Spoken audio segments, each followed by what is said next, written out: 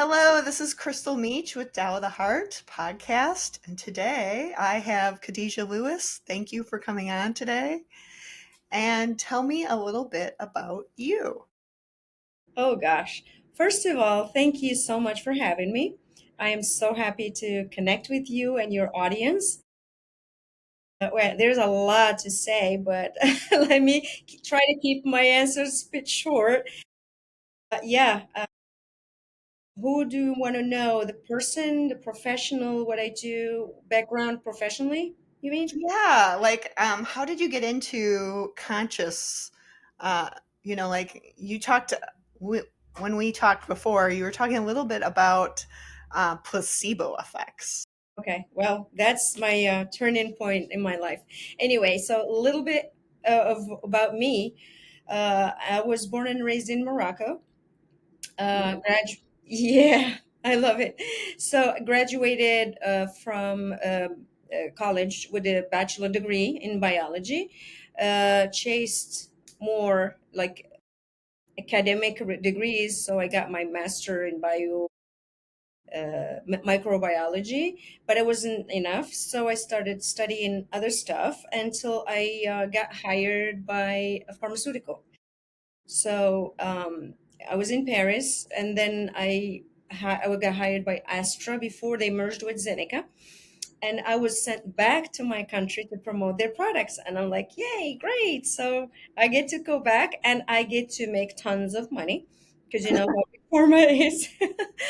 uh, yeah. So long story short, the placebo effect you mentioned was my wake up call because after over a decade in promoting synthetic drugs, I realized that in the clinical trials, there's always a group of people that get better or heal completely just by thinking, the belief that they took the drug. And that once I was launching Nexium, if you guys are familiar with it, in the middle of the campaign, it hit me like, no, I don't want to be part of this anymore. I'm grateful for the experience because it led me to who I am today. But I didn't want to be part of it anymore because I saw that people are not healed. People have get caught up in the loop of needing more drugs caused to remedy the side effects, and they never get out of it. So I'm like, no, let me step back, change my path, and study. I was lucky enough to meet my husband almost around the same time, so I could dedicate more time to studying. So in my head, it was in the brain. So I went and dived down deep in neuroscience to understand how the brain works and how it connects with all the parts of the body. I'm not going to take the whole podcast to talk about that, but anyway, that was the trigger point where to study the body, how it works, because the body is one piece, as you know. We can't treat the heart without treating the little finger because our heart meridian ends up here, right?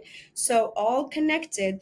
And I understood that the brain is connected to the gut. And then I learned that it's our second brain because all the chemicals, 90% of them come from the gut, therefore nutrition. So when they say Hippocrates, when he said thy food is thy medication, it wasn't kidding. So another component is the genetics and the epigenetics. I had tons of questions. That's who I am as a child. I always asked questions. I always asked embarrassing questions to other people because my teacher would be like, "Where did you come up with this from? I mean, this is ridiculous. How am I going to explain it to a 5, 6, 7 years old?" Yeah, then I wasn't happy. I wasn't satisfied. I had to learn what is the energy everybody's talking about. Why is Western medicine help heal people? What is this holistic way using energy, chakras, meridians? I needed to understand it. And since I am a scientist by degree, my brain works like that. I need to understand so I can apply it. So after my like the latest study I had was 3 years course with a renowned Dr. Nader Bhutto, who is a cardiologist, surgeon in cardiology, that studied the whole thing: chakras, energies, trauma, subconscious mind, past life regressions. He did it all. So with him, I just had the full package, I would say, to help people heal without medication, because that's my mission in life. Yeah, and I love that because for myself, I found out I was doing a seminar with Brandy Gilmore, and she was talking about a study where people with multiple personality disorders had different illnesses in each personality. And she asked the question, why can't I have a personality that's healed? And I love that you talk about the placebo effect. Like people heal and they're taking a sugar pill or a water pill or whatever. I don't know. I'm not a Yeah, doctor, but definitely. Yeah, that's for sure. so um my question to you, what now? I mean, how do you help people now? Before I get to that, I have another um, mentor, a great teacher that showed in my life that talks just about exactly that. You've heard of course, Bruce Lipton, PhD. The biology of belief is my Bible, I would say. That book and his teaching and his courses changed my perspective and gave me the missing puzzle to have the complete picture. He Bruce Lipton is the father of epigenetics, because genetics is all the information we pass on from one generation to another, right? But he developed this science that explains exactly what you're saying, different personalities with different diseases. And I'm going to take a little bit of time to elaborate on that because I'm very passionate about it. Anyway, we have epigenetics is above genes. And only recently in the 90s, I think it was 91, where they studied the genome, the human genome, thinking that we have the same amount of genes as the amount of proteins. But they got into a huge surprise where we have 23,000 genes, but we have over 150,000 proteins. And that opened up a whole perspective and whole different another dimension when it comes to genetics and epigenetics. So I take that teachings of Bruce Lipton and I explain why people with the same genetic background, siblings, can develop different diseases. And for furthermore, people, same person, when they have different personalities, they can develop different diseases. Why? Because the environment dictates the genetic expression. When I mentioned the amount of genes we have, with the amount of proteins we have, because proteins, we can call upon a protein to have a genetic expression. So what makes the body or the person call upon protein A that causes the disease instead of protein B that doesn't? And that's the environment dictating our genes. And that's why in his teachings, there was an experiment where somebody, like they studied a person with a deep personality disorder, like schizophrenia, and that person went as far as changing the color of their eyes when they change personality.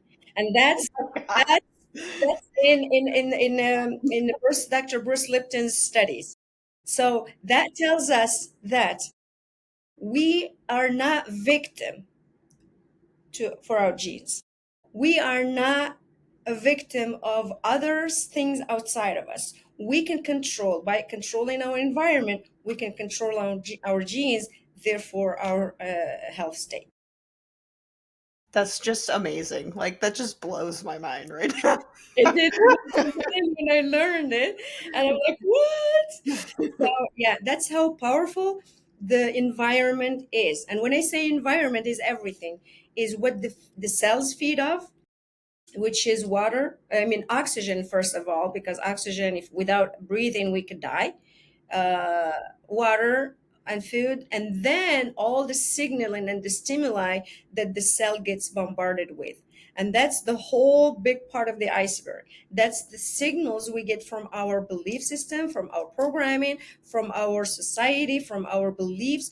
Everything gets translated into physical and matter. So that's where our powers come in. When we control our environment, we can control our genes.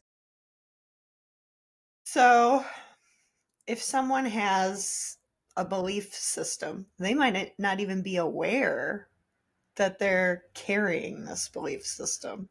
So, how do they go about even becoming aware of it? I love. Thank you. Thank you. You're asking really great question. And for everybody, this is unscripted. Seriously, like I Yeah. said, we're just having a conversation. Uh, I want to go back to your question and remove the if, because everybody has is subject, or is um yeah, is subject to subconscious mind and conscious mind. And according to Bruce Lipton again, which I love him to death, he says that 95% of our reality is run by the subconscious mind. So only 5% of things that show up in our lives are we're aware about, we're conscious about. And the conscious mind runs, if I recall the numbers, 200 million data per second. The subconscious mind processes 800 billion data per second. You see the difference? So once we're awake and aware, we have all five senses firing and wiring. We are like in our 5%. Whatever we're not conscious about is the 95% that we don't see. So to answer your question, we all need to go dig deeper, so we can get into the subconscious mind and reprogram it and make it an autopilot. Um, I was just going to say that what you're talking about, it's so interesting that that aligns with sacred texts. When you go into the deep translations of the book of Daniel in the Bible, it's like an Aramaic translation where they're trying to help you um, cut the cut the crap basically of of your brain, where it's like it's like defragging, I guess you would call it, defragging your brain. Yeah, that And makes a whole at lot. the root. Yeah, But like you're saying, like it's it's easier than that, maybe. easier to an extent, easier said than done, because we're not aware of everything that goes on in our subconscious mind. Because from the last trimester of pregnancy until 7 years of age, our brain waves are on theta. We are in hypnotic mode for the whole time. So that means that we don't process, we don't analyze anything we get as information. It's like a recording device recording everything, and no one can stop it. No one can rewind it or forward it. It's like a sponge getting, absorbing every kind of emotion, words, actions, smell, everything that goes around a baby. It gets straight into the subconscious mind and it gets stored in there. So when a mother or a father or a teach whatever, whoever tells a baby or a kid under 7 of age, they tell them you're not worthy or you're good for nothing, that information gets stored in the subconscious mind as a reality. A baby can't figure out where it's just joke and reality. They take everything as it is, store it there, and act upon it once they're adults. That's why we need to go back and see what is it that's not working in our lives. Because in my whole life, and especially when I started working with people, I've never seen anybody wanting or desiring to be broken, sick, and alone. They all want to be happy, healthy, wealthy, right? Yes. So why can't we do that? Whenever you have a gap in your life, that's coming from your programming. Any limitation, any sabotage, anything you create or you co-create in your life is coming from your subconscious mind. Because this physical body is like a TV set. We're always sending vibration, we're always sending microwaves to the field around us, and the message that gets out of us, especially when we're not aware about it, it gets transmitted back to us. That's how we broadcast, is we tune into that specific frequency and we start broadcasting in our lives.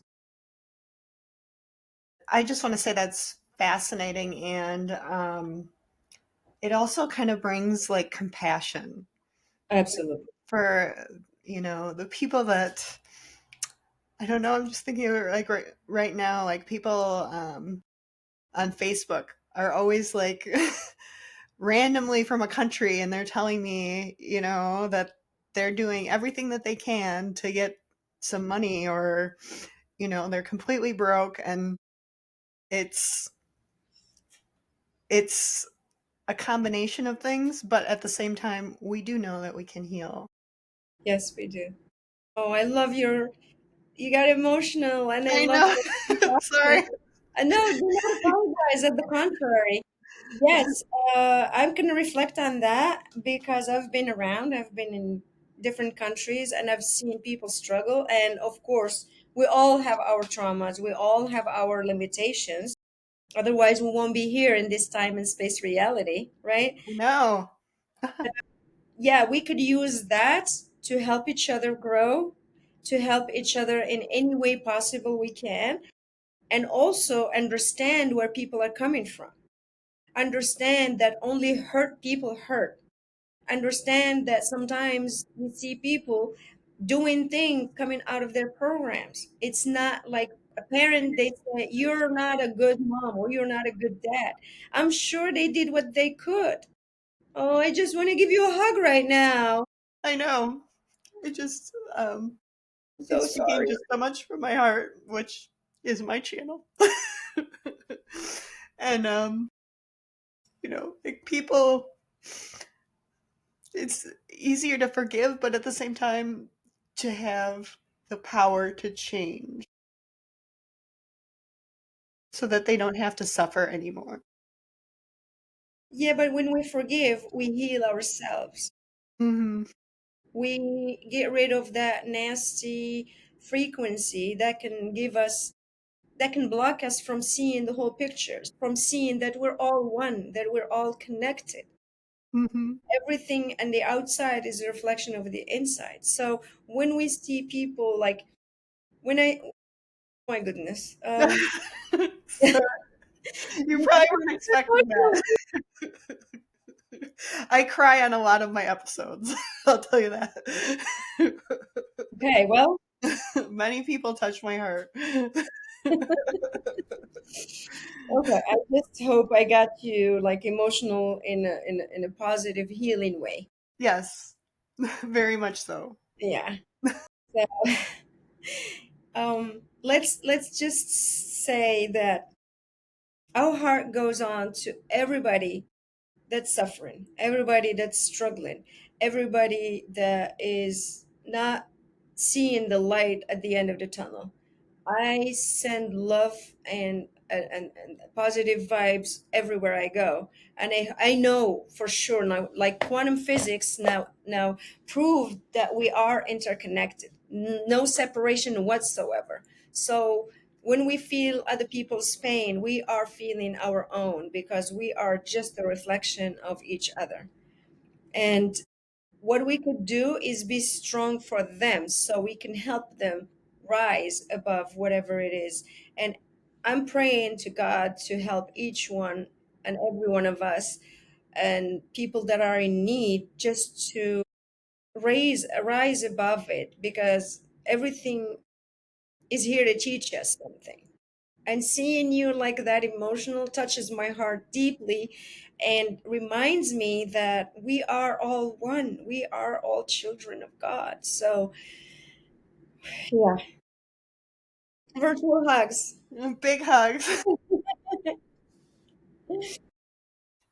I was just going to say that a lot of my delving into the Akashic records, which some people don't know what the Akashic records is. It's like the memory of everything that has happened in, I guess, all of humanity.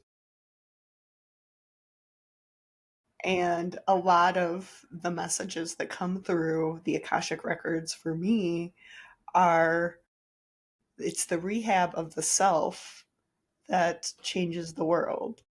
Oh, that is beautiful. Yeah,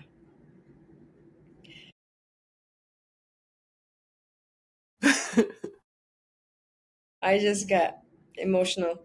Um, yeah, I hope every day I wake up, I do my ritual, and I reflect and what is it that I've done yesterday, and how did I serve in my best, to the best of my ability, and ask the universe or God, whatever you want to call it, the higher force or the global consciousness, to show me more ways to serve the community. So I keep asking, how may I serve? How may I serve? How may I serve?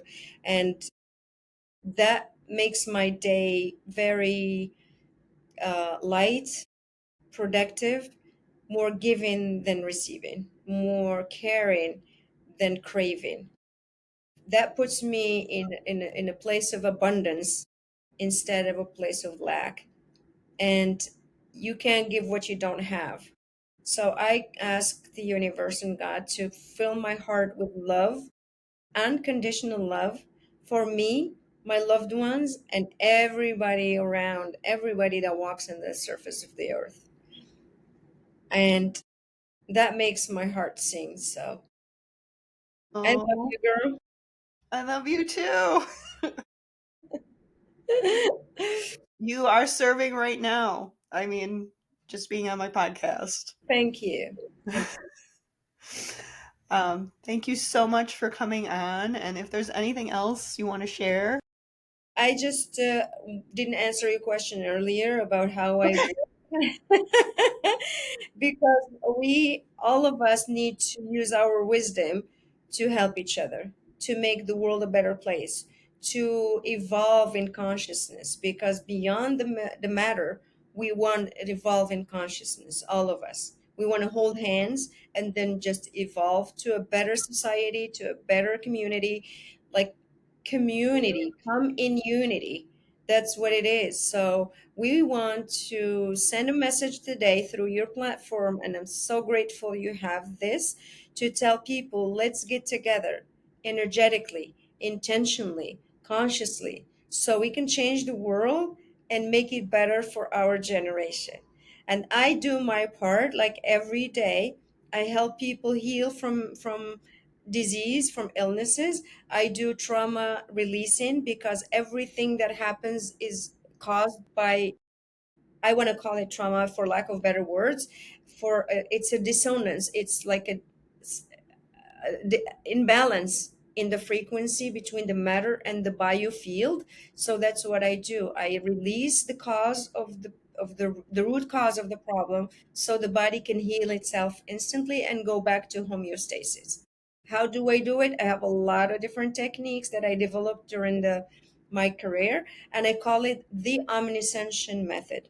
It has everything from nutrition to trauma healing to energy washouts to teach meditation, all of it. Because, like I said, the body, mind, and spirit are one. We can't treat one without the other. So that's just to answer your questions. And So do you want me to put your information in the description box so people can get a hold of you? If you want, yeah, Yeah, of that would course. be great. I'm very active on Instagram, so Khadijah Lewis on Instagram right now. I'm redoing my website once more because I keep moving from one country to another. So Oh, I'm building. It's almost ready. Like in 2 days it'll be ready, and I'm on LinkedIn, and yeah, I'll be happy to connect again and talk. And I want to help you with all whatever you're going through. you're so sweet. Thank you so much. I would love to receive that. Thank you.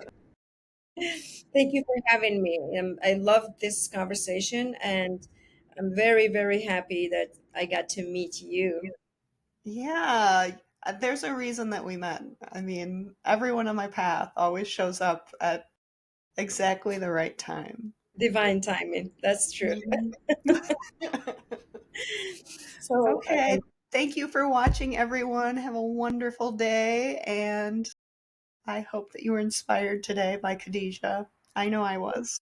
thank you so much, Crystal. Thank you. Much love to everybody. Bye.